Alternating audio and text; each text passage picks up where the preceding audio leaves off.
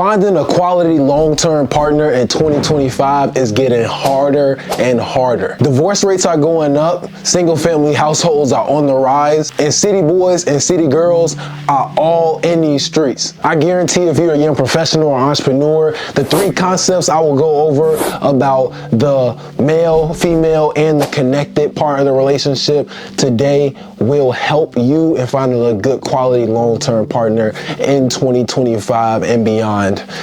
Please like and subscribe to this video. It really helps the channel, and let's get right into it. The first concept we'll get to in today's world is low anxiety. So this is something that you see primarily today in women more than men, but also there's a rise in men with extremely high anxiety today as well. The happiest relationships don't start with high expectations, but with the right mindset. Understand that anxiety is something that comes when you worry about the future.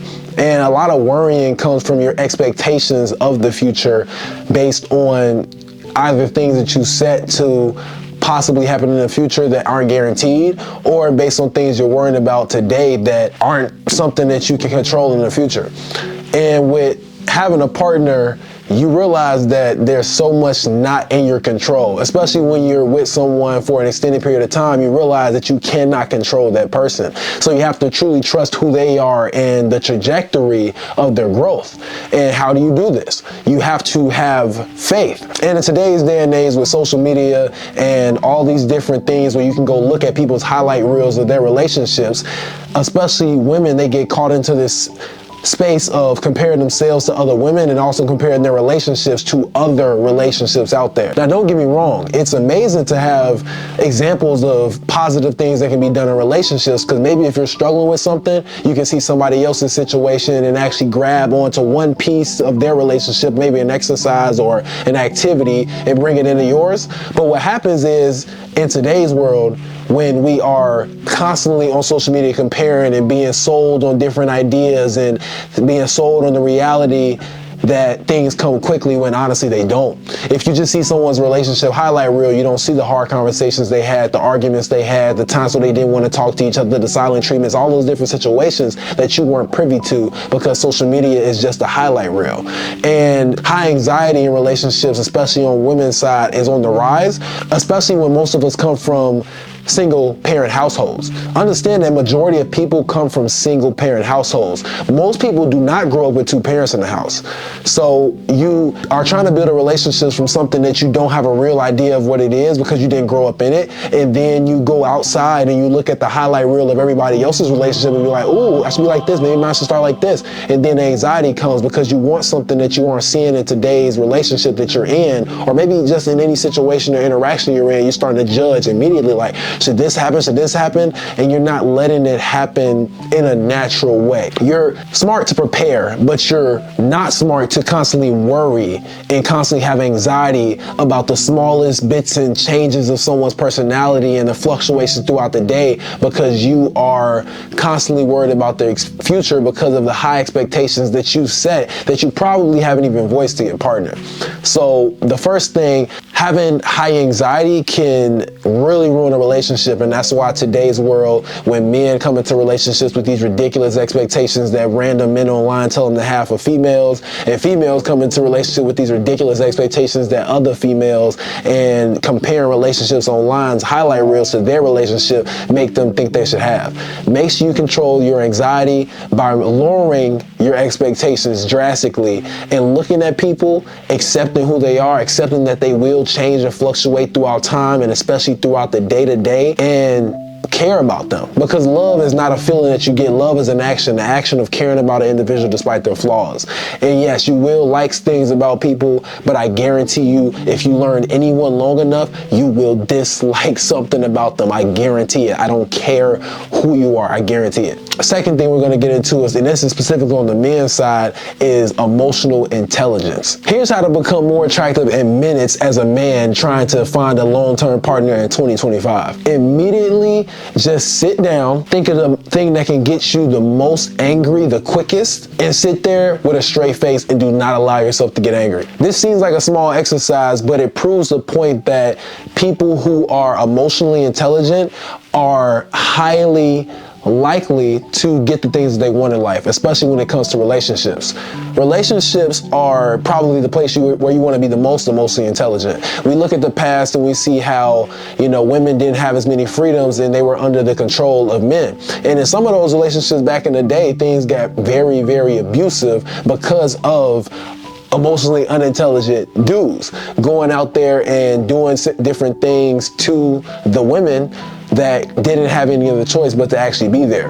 And the biggest thing as a man to understand is emotional intelligence isn't just something that you use when you are in your day-to-day dealing with people and you're restraining yourself from getting angry at someone for doing something wrong. Emotional intelligence is the way that you carry yourself throughout the day, every single day. It's the way that you show up for people who may not always reciprocate in the things that they do for you. It's the way that you interact with someone who right now is really draining you and not pouring into you the way that you would like to be poured into. And these are things that people of older generations a lot of times understood better because they understood that nothing good comes without hard work and without sacrifice. But a lot of the times as men in relationships, we expect to get the best quality relationship from a woman and the best quality version of that woman without any commitment whatsoever. And it can be proven that a lot of this red pill Andrew Tate stuff is what gets people to believe this.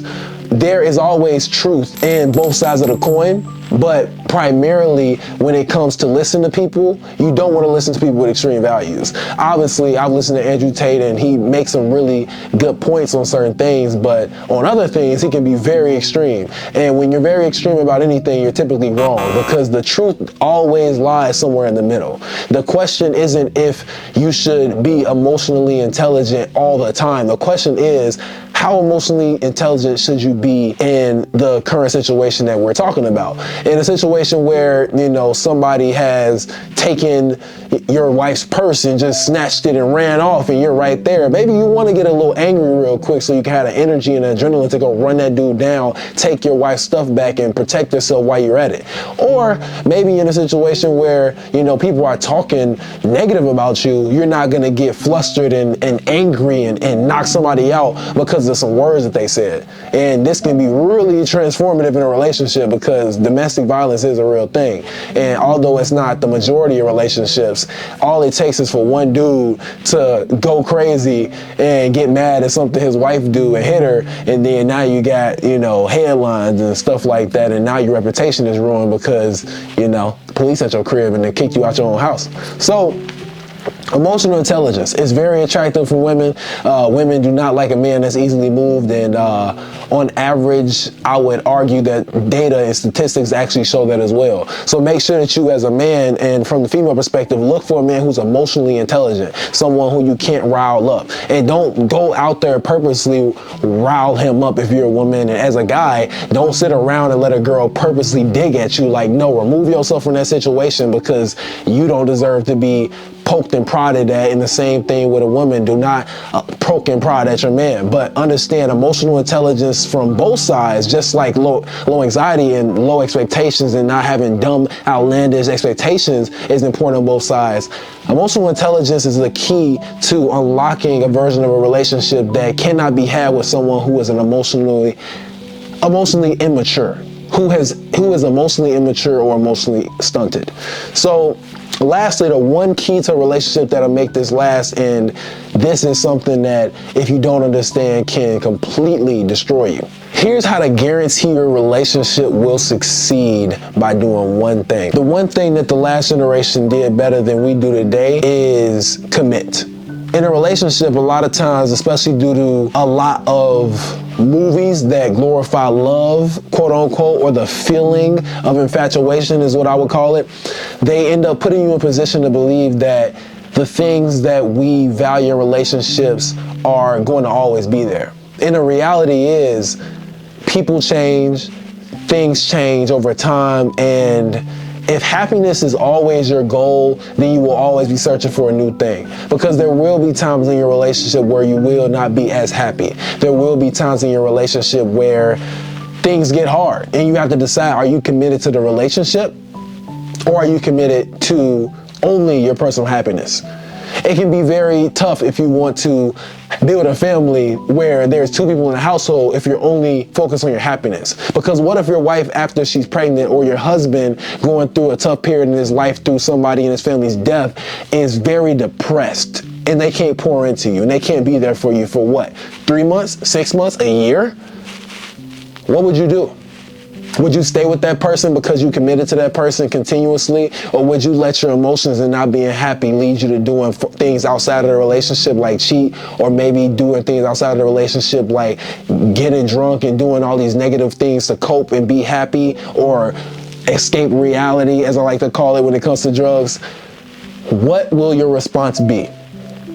To a committed person commits to something from the beginning and understands that things will change, but I will stay committed to the action. That's why people who are successful in business, they commit to the actions of reaching out to people every single day and making sure that they get their product or service in front of new people. They don't commit to the fact that the business will always be successful and we will always make money and we'll never lose money. No, that's not what commitment looks like.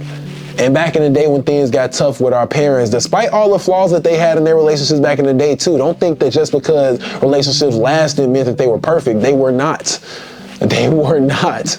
And commitment was the only thing that holds relationships together. It's the glue. And whenever I get around people who think that happiness is the goal of relationships, I immediately lose this ounce of respect for them.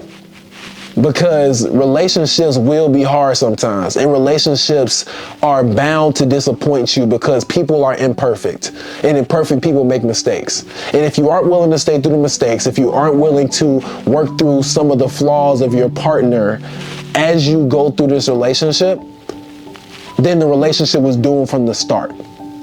And you weren't the type of person who was deserving of a quality relationship, because you wouldn't even put out the own energy that you need to receive, considering you're an imperfect person.